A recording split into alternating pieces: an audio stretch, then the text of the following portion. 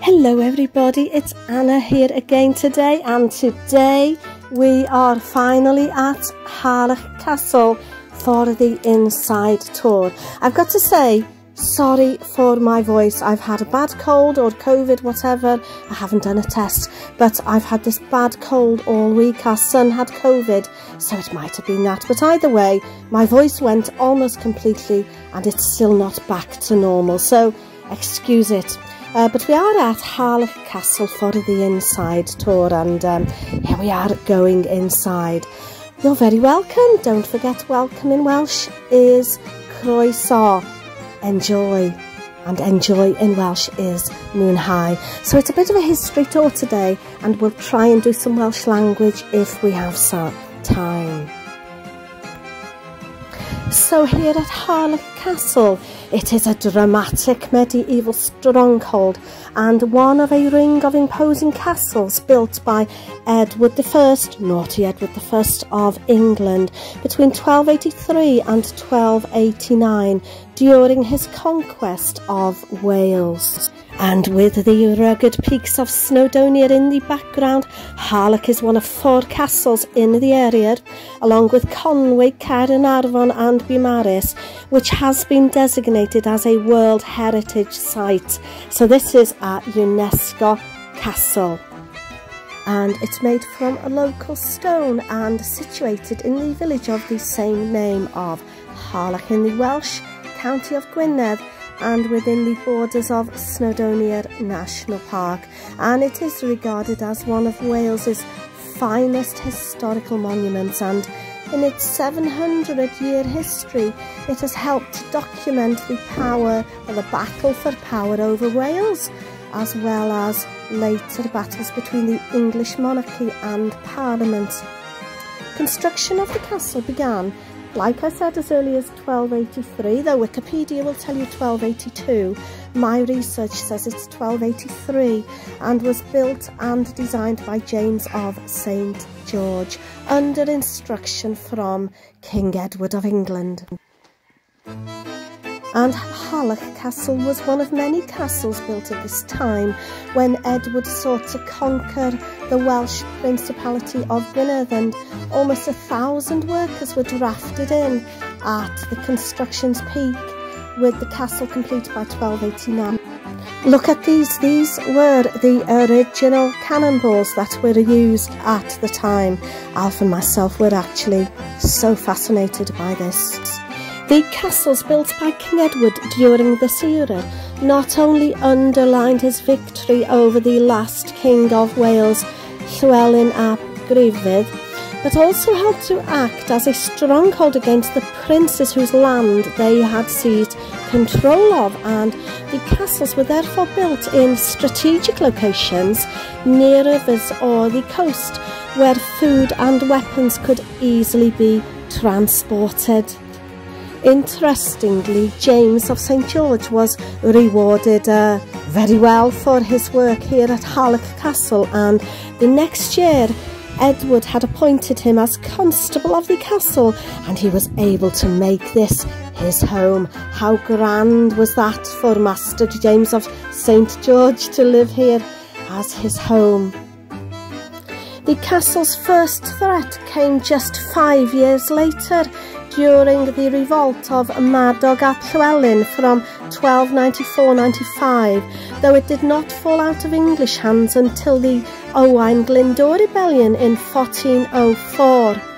Owain Glyndwr then made the castle his home until 1409, when it was once again seized back by the English.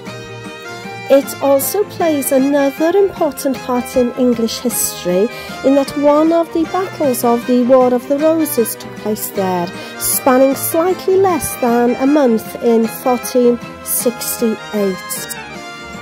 With the constable of the castle supporting the House of Lancaster, the Yorkist King Edward IV sought to reclaim the castle for the monarchy, and the battle is said to have inspired the famous song Men of Harlech. Following the battle, the castle was left to slowly deteriorate until it came back into favour under the rule of Queen Elizabeth, when it was used as a court of law.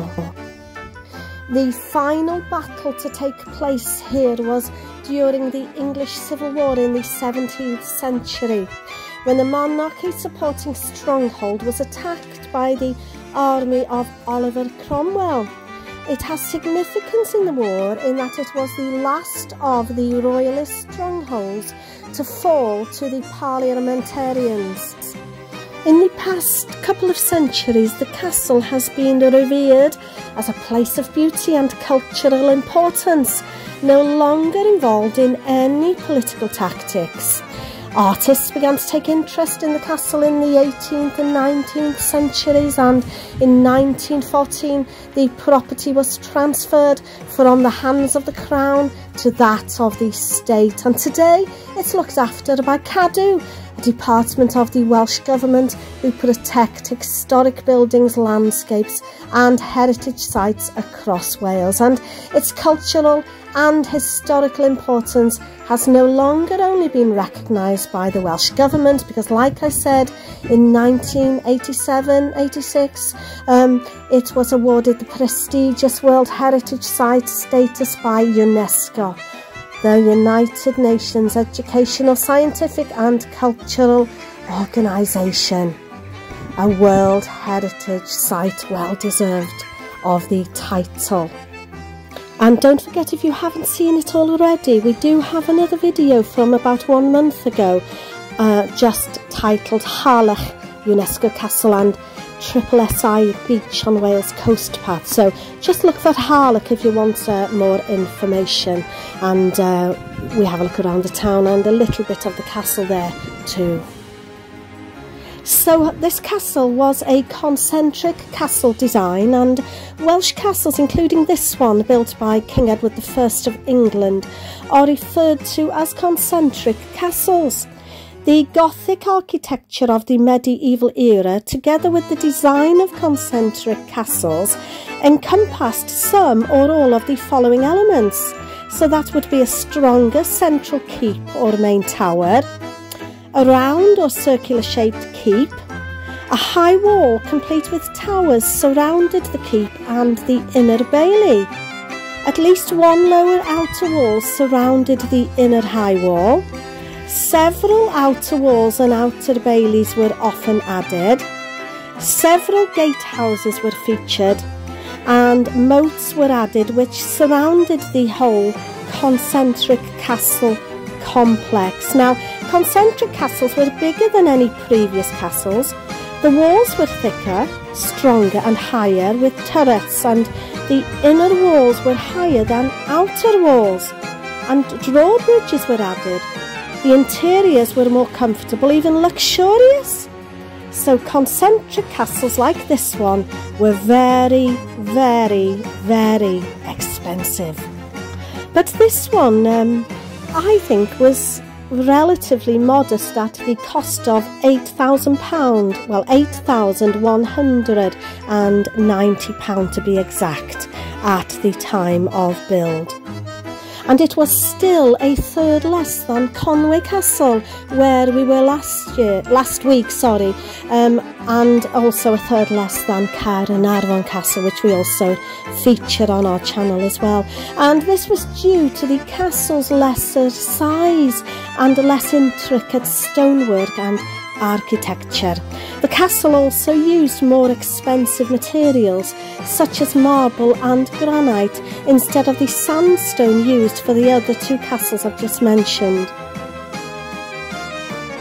And this was originally built as a royal residence for King William II of England.